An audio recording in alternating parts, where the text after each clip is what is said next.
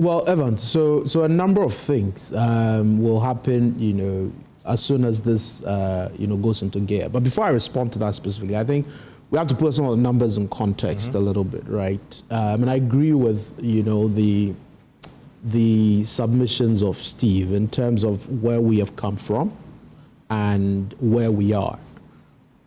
Look, the reality is that I don't think there's anybody who's looking at the prices of gold today and somewhat will tell you.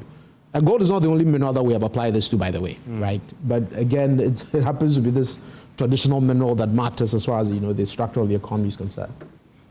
Nobody will tell you that prices are going to, dip below $4,500, not in the next 24, 36 months. So for the government to get ahead of this, and as part of having the, conversations around what will happen with lithium, make some of these provisions, I think it gives us a sense that the government is thinking, in the direction that majority of us had expected, given the reforms that we have seen from 2006, 2010, 2015, and now. So if you take prices clearly, I mean, for the next maybe 24, 36 months, prices are going to be quite elevated. What does that mean for our own take, as a country? And I guess perhaps that's where the question of consultation comes in.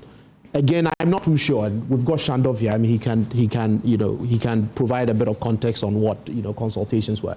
But I know that at least civil society, when the lithium question came up, significant engagements on that. It came in some cases after the fact, right?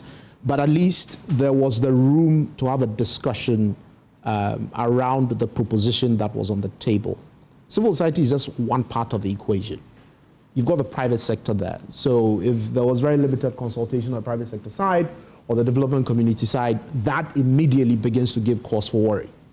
Again, we should equally appreciate that consultation does not necessarily mean everybody's view is going to matter at the end of the day, right? Because ultimately, a decision has to be made, okay? Generally, the expectation will be that if we consult, the views that we articulate will be views that feed into policy. But a policymaker has got to make a decision at the end of the day. So even when we had done some work on lithium, and some of the conclusions we had come to at the time were to the effect that the rate that was negotiated for royalties by the SWAL regime, we could have done better. 10% then, when we run the numbers, the effective rate of taxes, for example, that agreement would have generated would have been in excess of about 60%. Fairly high compared to some of the other countries you have in the region. The indications we got from that work was that if we're thinking purely on royalties for the minerals that the country has been producing for years, maybe anchoring that to the prices at terminals made a lot more sense.